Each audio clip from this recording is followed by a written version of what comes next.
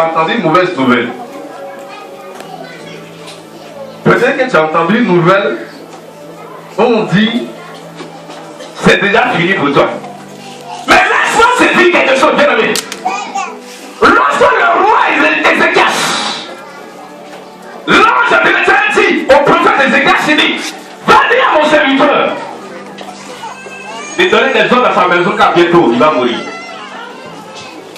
Ézéchias s'est tourné vers contre le mur.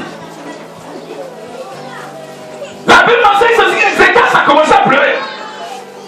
Il pleure de toutes ses forces. Parce qu'il ne sait pas. Tout va venir ainsi. Il ne sait pas, il se pose la question. Il s'interroge. Mais où va venir le secours? Ézéchias se pose la question. Oh, celui, le messager, on connaît l'authenticité de ses messages. Quand il dit une chose, la chose est accompagnée de confirmation. Mais celui-ci s'est envoyé vers un roi appelé Ézéchias. Mais quand il a reçu le message, il a commencé à prier. Il a commencé à pleurer pour dire Seigneur, souviens-toi, car j'ai marché avec intégrité et fidélité de cœur. Si tu es là ce matin, c'est de toi que je vais parler. Si tu marches avec intégrité et fidélité de cœur, sache que derrière le message que tu as reçu pendant cette semaine, le message de tristesse, regarde derrière ce message, il y a un message d'espoir qui est là pour nous. J'ai cru que tu allais dire plus fort amen que ça. Amen.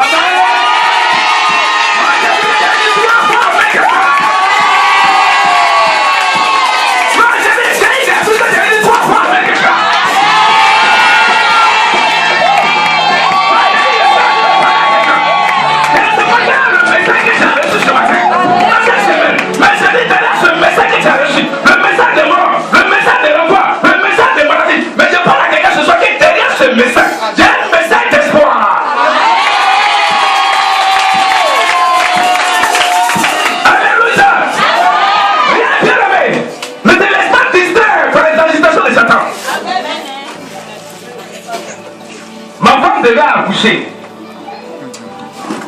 On va dans une clinique de la place. Et le médecin par excellence, c'est qu'il avait 7 ans en médecine.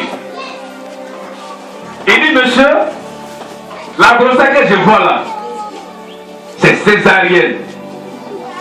Il dit, monsieur, mon Dieu que je sais là, il m'a jamais dit que c'est césarienne. Donc, parole. On est dessus. Ok. C'est que je vais, si vous refusez de faire césarienne, je fais une déclaration, je signe quelque chose et puis je te donne. Ce qui va arriver à tes responsables. Et c'est moi qui l'ai enceinté. Donc je suis responsable. Il a fini de signer le papier. Et l'opération fait quoi? Il dit 250 000. J'ai pris le papier qu'il m'a donné. J'ai froissé ça. Et j'ai jeté dans la poubelle. Je suis en train de parler à quelqu'un. Le message que Satan t'a envoyé, c'est la froissée ce matin.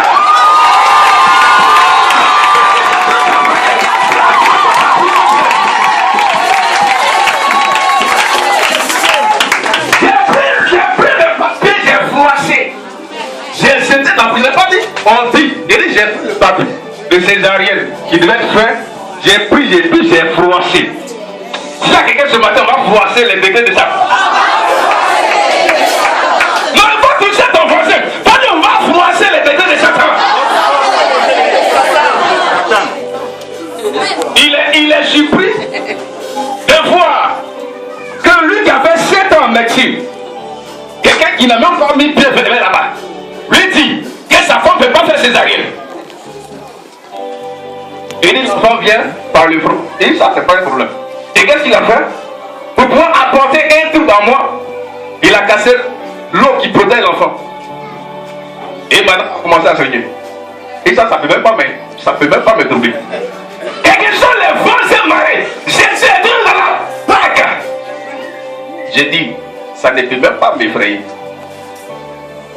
J'arrive à la PMI. Les médecins sont en train de gréver.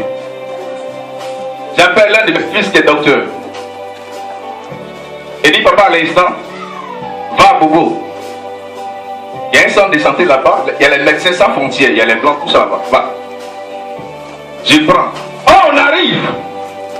Après midi, il y a une dame qui dit, allez-y au sud. Et pendant qu'elle dit, allez-y au sud, il y a une autre dame qui est sortie pour dire, n'allez pas au sud. Il y a un autre directeur qui te parlait là ce matin. Et il y a un autre directeur qui va te parler ce matin. Et quand la dame a vu de parler, je regarde. Je ne vois plus la dame. J'arrive au sud. J'arrive à Bobo, vers les médecins sans frontières. Au portail, j'ai un vigile. Au moment où le taxi comme ça veut rentrer, le vigile dit, c'est trop chargé. On ne peut plus recevoir. Allez-y à la maternité, Thérèse Oufou.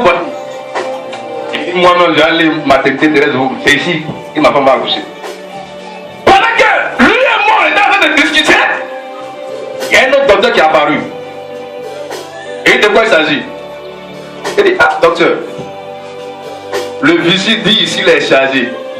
Il dit, c'est pas chargé. Laisse la dame entrer. Je prends la quelqu'un sur ma gueule. La grâce qui était là-bas entrer dans ta vie.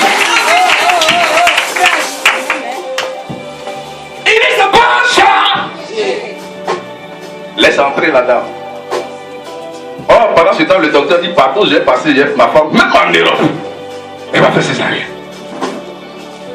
C'est pour cela, tu vas transmettre ce message à une femme qui est enceinte. Il ne faudrait même pas qu'elle soit troublée. Quelle que soit la situation dans laquelle tu te trouves, Jésus est toujours dans la barque. J'arrive. 10 minutes après, on reçoit madame. 5 minutes de plus, elle a accouché par la voie basse.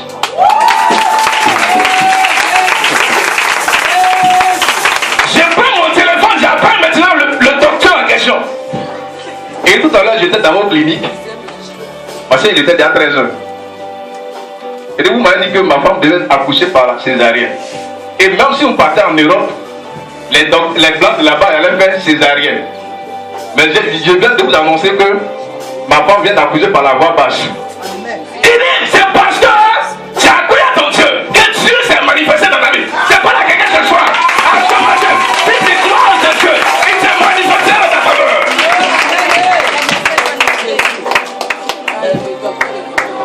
Il dit, si tu crois en ce Dieu, si tu crois en ce Dieu, il s'est manifesté dans ta faveur. C'est pourquoi je t'ai dit, il ne faudrait pas que tu sois emporté par les problèmes. Rien, quelqu'un vite, tu commences à sourire.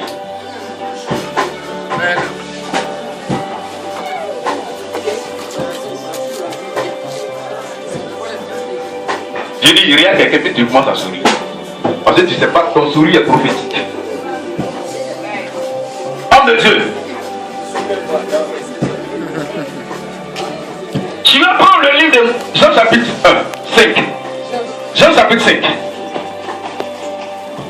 Verset 1 à 10. Jean, le chapitre 5, à partir du verset 1 à 10. Après cela, il y eut une fête des Juifs. Il va y avoir une fête des Juifs. Et Jésus monta à Jérusalem. Et Jésus va monter à Jérusalem. Or, à Jérusalem, près de la porte des brebis, il y avait une piscine. Qui s'appelle en hébreu Bethesda, qui veut dire, et qui est sympathique. alléluia. Ah, Bethesda en hébreu veut dire la maison des sources ou maison de compassion. Ce matin, quelqu'un se trouve dans une maison de compassion. Amen. J'ai cru que tu allais dire Amen. Amen. Alléluia. C'est une manifestation par la compassion.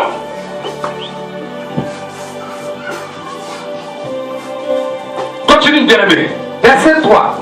Sous sa portique était couché un grand nombre des malades, des aveugles, des boiteux, des paralytiques, qui attendaient le mouvement de l'eau. Quand un ange descendait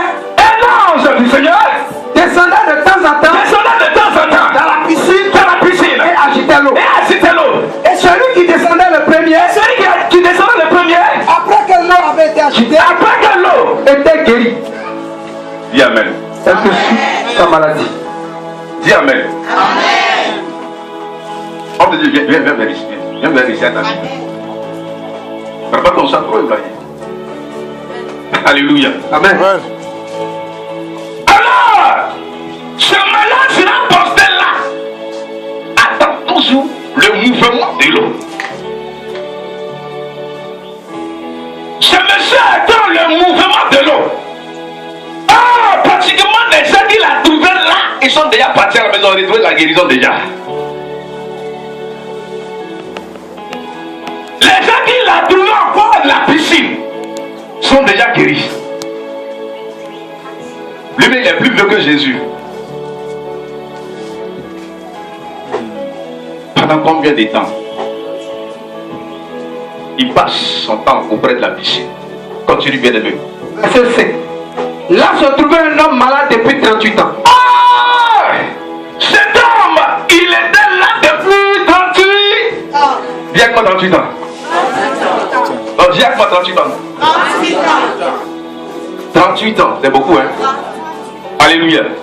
C'est-à-dire, si ce monsieur-là était malade à l'âge de 20 ans, qu'il arrive là, ça lui fait combien d'années? C'est quand combien? 58 ans. Bon, c'est enfant de qui tu vas aller prendre pour dire je vais te marier. J'ai dit alléluia. Amen. 58 ans déjà. Quand on totalise, mais la Bible m'enseigne ceci que ce monsieur avait 38 ans au bord de la piscine. Mais pourquoi est-ce qu'il a fait 38 ans au bord de la piscine?